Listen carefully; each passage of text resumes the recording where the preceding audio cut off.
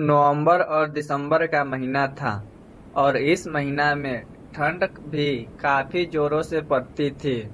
एक दिन सुमन अपने पति राजू से बोली। अजी सुनते हो जी, घर में भोजन बनाने के लिए आटा चावल दाल कुछ भी नहीं है कि पूरा दिन सोते रहोगे।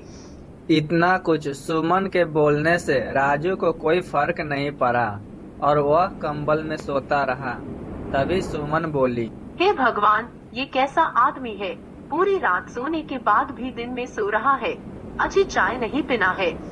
चाय के नाम सुनते ही राजू उठ जाता है। राजू चाय का बहुत बड़ा ही शौकीन था। चाय बना ली क्या? लाओ जी गर्मा गर्म चाय, मुझे चाय पीने की बहुत तलब लगी है। क्या तुम्हें चाय की परी है?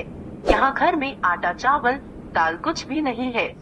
क्या घर में चाय पत्ती चीनी आटा चावल दाल कुछ भी नहीं है? नहीं जी, भोजन बनाने के लिए घर में कुछ भी नहीं है। इतना कहकर राजू इस ठंड में काम के लिए चला जाता है। राजू को काम भी मिल जाता है। वह पूरा दिन काम करके शाम को घर लौटता है। ये लो जी चाय पत्ती और चीनी, और मुझे एक कप गर्मा गर्म चाय बना कर दो। हे भगवान, ये कैसा आदमी है, घर में आटा चावल दाल कुछ भी नहीं है और ये सिर्फ चाय पत्ती चीनी लेकर आया है। इतना कहकर सुमन राजू को एक कप चाय देती है और खुद चाय पीकर सो जाती है।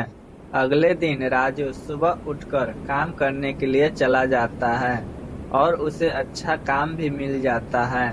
वह शाम को जब घर आता है तो साथ में आटा चावल दाल और चाय पत्ती चीनी भी साथ में लाता है। हे भगवान, घर में चाय पत्ती और चीनी थी, फिर भी आप चाय पत्ती चीनी लेकर आ गए।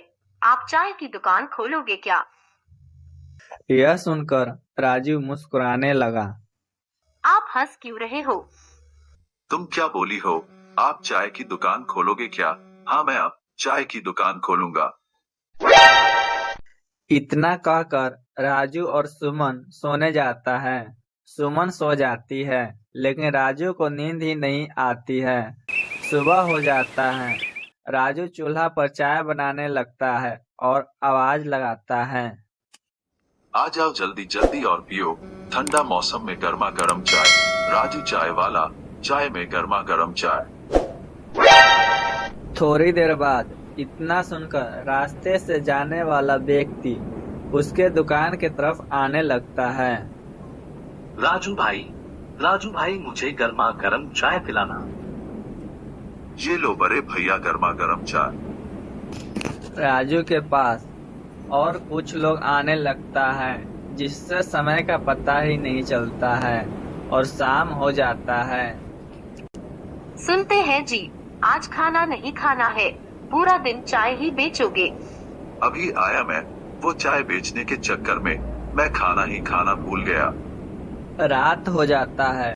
बचा हुआ चाय राजू एक पेड़ पर डाल देता है और सुमन राजू सो जाता है।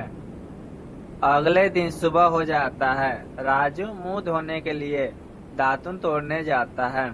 तभी वह देखता है कि पेड़ के पास चाय के 4 पतीले रखा हुआ है और उसमें गर्मा गर्म चाय है। यह देखकर बहुत ही घबरा जाता है और सुमन को बुलाता है। सुमन, अरे वो सुमन, जल्दी बाहर आओ, ये देखो क्या है। इतना सुनकर सुमन बाहर आ जाती है। क्या हुआ जी, आप इतना परेशान क्यों है और सुबह सुबह इतना शोर क्यों मचा रहे हैं? अरे ओ सुमन, पेड़ के पास देखो।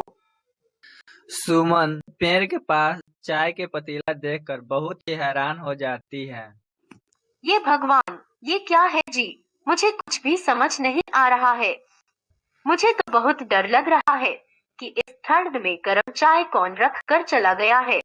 तभी पेड़ से आवाज आता है, मैं एक जादुई पेड़ हूँ। मुझे जो आदमी मेरे जड़ में जो कुछ भी डालता है, मैं उसे वैसा ही फल देता हूँ। इतना सुनकर राजू और सुमन दोनों बहुत डर जाता है। तुम लोग मुझसे डरो मत। कल तुमने मेरे जड़ में चाय पत्ती डाला था, इसलिए चाय दिया हूँ। मैं तुम लोगों को कुछ नहीं करूँगा। यह चाय बहुत ही स्वादिष्ट है। तुम चाहो तो इसे बेचकर पैसे कमा सकते हो। इतना सुनकर राजू सभी पतीला के चाय एक पतीला में रख देता है और उसे बेचने लगता है। ठंडा मौसम में गर्मा गर्म चाय, ठंडी मौसम में गर्मी के मजा लो, गर्मा गर्म चाय की राजू चाय वाला। थोड़ी देर बाद वहाँ पर आदमी आने लगता है। राजू भाई, क्या आज चाय नहीं बना रहे हो? आज चाय घर में बना रहे हैं। बड़े भैया चाय पीजिए न, गर्मा गर्म चाय है। वाह, कितना स्वादिष्ट चाय है। आज तो मजा ही आ गया। मेरे घर के लिए चाय पैक कर दो। राजू बहुत ही अच्छा खासा पैसा कमाने लगता है। 1 महीना बाद वह अपना बहुत बड़ा घर भी बना लेता है। दोनों खुशी से जीवन यापन करने लगता है।